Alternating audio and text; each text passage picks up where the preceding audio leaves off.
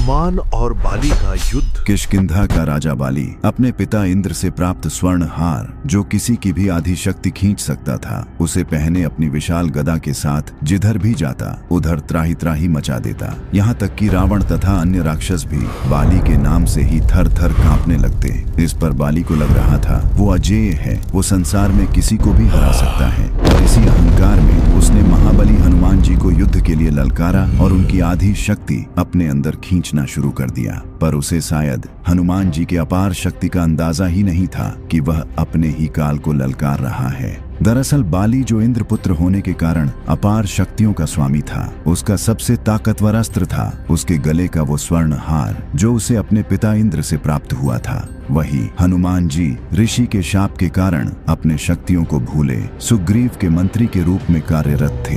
हनुमान जी अपना ज्यादा समय पहाड़ की कंदराओं में राम नाम जप करते हुए बिता रहे थे और बाली भी किष्किंधा की प्रजा का उत्तम प्रकार से देखभाल करते हुए शासन कर रहा था। पर इसी बीच राक्षस राज रावण ने कुछ ऐसा किया कि बाली एक अच्छे शासक से अहंकारी वानर बनकर रह गया। असल में जब लंकापति रावण तीनों लोकों के देवी देवताओं को जीतने के बाद भी अशांत था, क्योंकि उसे पता था कि उसका वध वानर और मनुष्य के हाथों अभी भी संभव है। और तब उसने सोचा कि अगर वानरों के राजा बाली, जो मेरे समान ही शक्तिशाली है, उसे हरा दूं तो वानरों से मृत्यु का भय समाप्त हो जाएगा। और तब रावण अपने पुष्पक विमान से समुद्र तट पर संध्या वंदन कर रहे बाली के समक्ष पहुंचकर युद्ध के लिए ललकारने लगा। रावण ने सोचा कि वह आसानी से बाली को मार देगा, पर बाली ने अपना स्वरूप बड़ा किया और रावण को अपनी बाईं कांख में दबाकर अपनी संध्या वंदन करने लगा। पर संध्या वंदन के बाद भी बाली ने रावण को आजाद नहीं किया। लगभग 6 महीने तक बाली ने रावण को अपनी कांख में दबाए हुए ही अपना जीवन व्यतीत करने लगा। बाली के उछल कूद में पैरों से टकराते,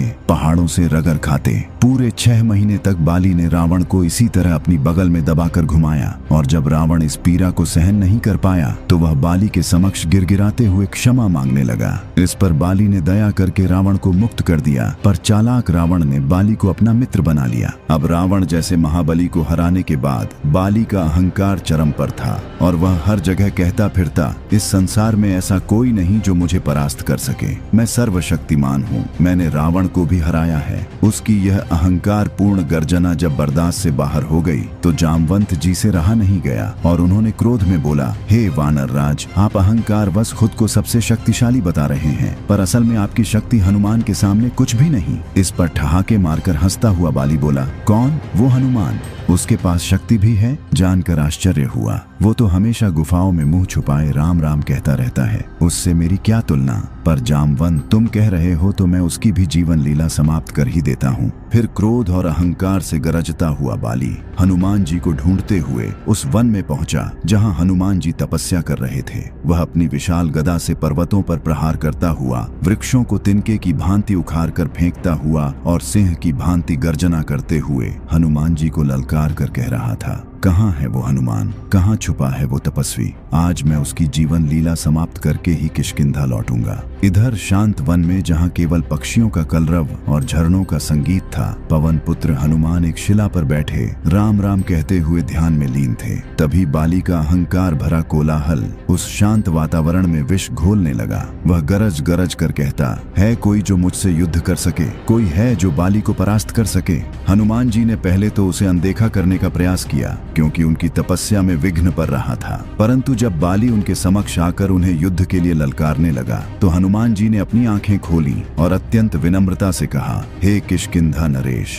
हे देवराज इंद्र के पुत्र, आप निसंदेह इस संसार के सबसे शक्तिशाली योद्धाओं में से एक हैं। आपको कोई नहीं हरा सकता, परंतु इस शांत वन और इन निर्दोष वृक्षों पर अपनी शक्ति का प्रदर्शन क्यों कर रहे हैं? इस पर बाली ने अत्यंत अपमानजनक शब्दों में अट्टहास करते हुए कहा, चुप हो जा वानर, मुझे ज्ञान मत दो, मुझसे युद्ध करो या मरने के लिए तैयार हो जाओ। यह सुनते ही हनुमान जी का शांत और सौम्य मुखमंडल प्रलयंकारी तेज से धधक उठा। उन्होंने अपनी गदा उठाई और बाली के युद्ध की चुनौती स्वीकार कर ली। यह कोई साधारण युद्ध नहीं होने वाला था। यह था दो महाशक्तियों का टकराव। एक ओर दिव्य वरदान से युक्त बाली तो दूसरी ओर स्वयं रुद्र के अवतार पवन पुत्र हनुमान। जैसे ही युद्ध का दिन निश्चित हुआ, तीनों लोकों में हाहाकार मच गया और जैसे ही हनुमान जी युद्ध के लिए निकलने को हुए तो स्वयं परमपिता ब्रह्मा उनके समक्ष प्रकट हो गए। उन्होंने हनुमान जी को समझाने का प्रयास किया कि वे बाली से युद्ध न करें, पर हनुमान जी ने कहा, मैंने बाली के युद्ध की ललकार को स्वीकार किया है और अब युद्ध न करना कायरता होगी। तब ब्रह्मा जी ने एक अद्भुत सुझाव दिया।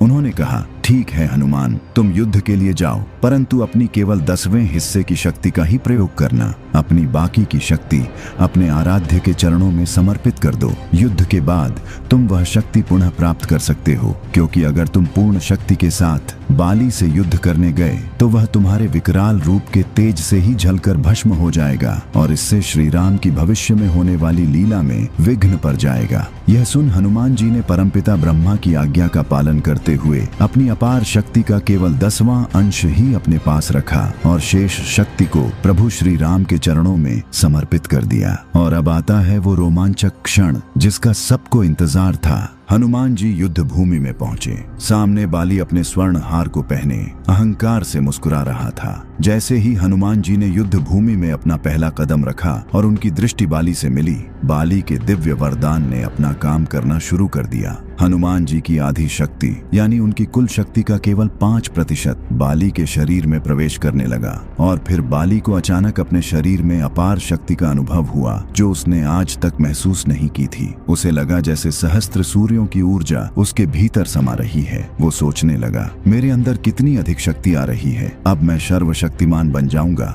परंतु अगले ही पल बाली का शरीर उस प्रचंड ऊर्जा के वेग को सह न सका और गुब्बारे की तरह फूलने लगा। उसकी नसें फटने को हो गईं। उसके आंख, नाक और मुंह से रक्त की धारा बह निकली। बाली को समझ ही नहीं आ रहा था कि यह क्या हो रहा है। तभी उसका शरीर इतनी अधिक शक्ति को संभाल नहीं पाया और असहनीय पीड़ा से चीखने लगा। जैसे ही बाली का शरीर उस दिव्य शक्ति के तेज से फटने वाला था, आकाश में भयंकर गर्जना हुई और बाली के समक्ष स्वयं ब्रह्मा जी प्रकट हुए। ब्रह्मा जी ने गंभीर स्वर में कहा, बाली, यदि अपने प्राण बचाना चाहते हो तो अभी इसी क्षण हनुमान से जितना दूर भाग सकते हो भाग जाओ, अन्यथा तुम्हारा शरीर इस शक्ति के भार को सहन नहीं कर पाएगा और टुकड़े टुकड़े हो जाएगा। बाली को कुछ समझ नहीं आया, परंतु साक्षात ब्रह्मदेव को अपने समक्ष देख वो समझ गया कि स्थिति बहुत गंभीर है। वो तुरंत युद्ध भूमि से पलटा और अंधाधुंध भागने लगा। वो सैकड़ों मील तक बिना रुके भागता रहा। अंत में जब वो बहुत दूर निकल गया तब जाकर उसके शरीर को कुछ राहत मिली और वो थककर धरती पर गिर पड़ा और बेहोश हो गया। कुछ समय बाद जब बाली को होश आया तो उसने फिर से परमपिता ब्रह्मा को